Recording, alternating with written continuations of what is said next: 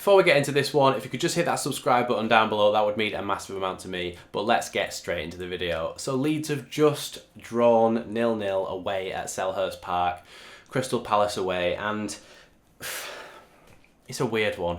I feel so frustrated and almost down about that game because the quality was awful, so it was a really bad game to watch. But there were opportunities and there were chances and there were moments where I thought, yeah, maybe we could have exploited that if we were a little bit more clinical in the final third with our passing. But for the most part, it was again just giving the ball away. Same story against Watford, really, but we were able to punish them because they're so much of a worse team, really, than Crystal Palace. But it was one of those games where we gave them plenty of opportunities to attack because we just kept giving them the ball back. And in dangerous areas as well, we kept giving them the ball back in our defensive third. Players like Ayling, Dallas, main culprits really, Koch as well, after he came on. But they just kept passing the ball straight to Palace players' feet. But also, Palace were doing it as well, and they weren't great. So it was a really scrappy game that was kind of end-to-end, but with not much quality. A lot of turnovers of possession, and I can't believe it stayed 0-0, to be honest, in such a scrappy game. There was a few chances, there was a few penalty shouts. The one that we could have got, handball, definitely not. He had his arm by his side in a natural position, so I don't know what you're expecting the referee to give there. There was that one where Llorente could have potentially given them a penalty when he sort of tackled it out of play with his arse, but it's just not. It wasn't clear cut enough for them to get a penalty for that. So it was one of those games. It's so frustrating because I know what quality we're capable of, and Rodrigo wasn't really on it today. His form sort of dipped in this game, really, and hence why he was taken off later on in the game. I feel a bit sorry for Greenwood and Gelhardt because when they came on, they weren't really able to influence the game and show what they can actually do. It was just kind of a bit of a flat performance, really. Like when we got into those attacking positions, like I say, it would just break down. We just wouldn't be able to get the right purchase on the pass. We wouldn't be able to pick out the right man, and those opportunities were there because spaces opened up, definitely, but it was just actually being able to pick that final ball and things like crossing it into the box for Dan James to win a header. He's never going to do it, and a lot of people have been saying on Twitter as well, it's just hoofball, and there was a lot of that today. With Dan James up front, and then you swap him out for Greenwood or Gelhardt, none of them are tall enough to win those headers, so why we kept lumping it long, lump it long by all means if it's with quality and if it's in the channels behind the defenders for Dan James to run into. And we did that maybe once in the whole game.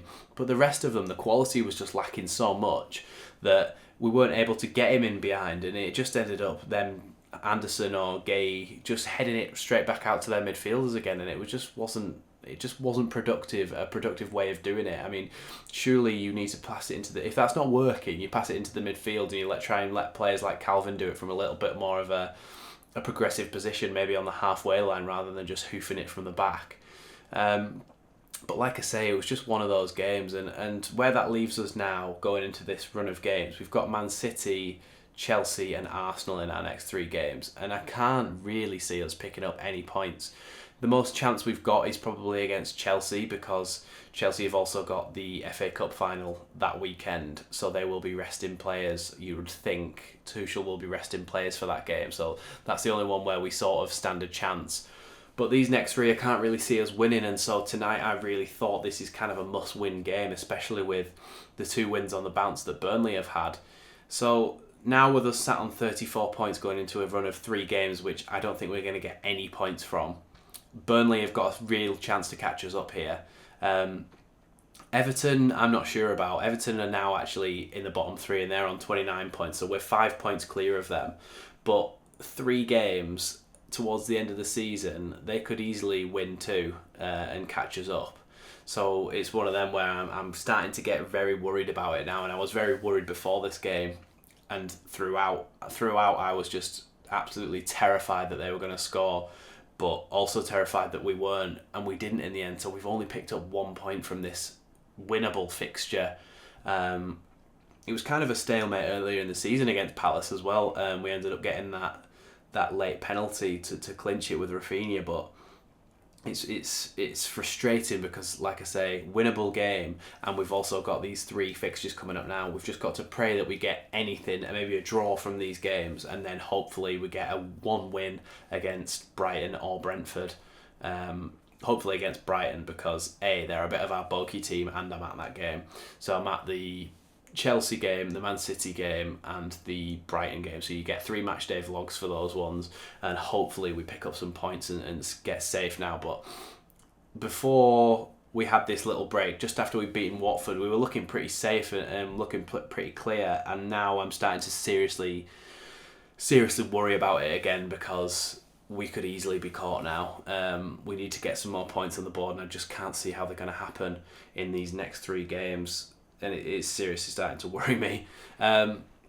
Anything else that we can say about this game? I mean, I talked about Palace last season, and I said once Roy Hodgson goes, if they get a young, maybe a bit more forward-thinking manager, they've got the players in there, and they've obviously added to that with Michael Elise, Eze, and players like that. They've got young attacking talent that can do really well in breaking down and unbalancing opposition, and it's kind of coming to fruition now. They've got very good attacking players, and the defence is alright as well. So to be honest, I would have thought that they could be higher up in the table with the actual team that they have. But the quality was lacking tonight from them and also from us, so it's one of them. Conor Gallagher had chances, but his finishing was just not up to it tonight, apart from that one that he blazed just over the bar, which is a cracking strike. But with players like Zaha, Elise, Eze, Gallagher, that Mateta seems like he's a bit of a donkey, and then they brought Benteke on, who is also a massive donkey. So maybe it's something to do with not having someone of that much quality through the middle. I don't know, but we seem to deal pretty well with them. And the one thing I did want to mention, actually, is Cooper. Now, on Monday Night Football, before the game, there was a stat that was brought up by Carragher saying about the heading aerial duels won by our defensive players, and Cooper was at the top of that list by 68%. Everybody else was in and around the 50% mark, which isn't great for a defender. And so when I started watching the game, I thought, right, well, I'm going to look out for that. And honestly, Cooper, he's so good in the air. He's not even the tallest defender that you could ask for, but he just wins so many headers, and it's really, really good to see. And it's really like reassuring, especially when they get corners and set pieces and stuff. You can just see him in there, and he's just bang, heads it away, bang, heads it away. They lump a long ball, bang, heads it away. He's always there to win those headers well.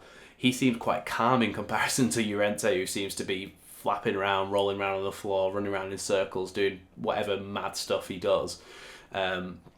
But Cooper seems quite calm in the face of all that, and has been playing really, really well since he came back, winning a lot of those defensive headers, which I think is really important to us.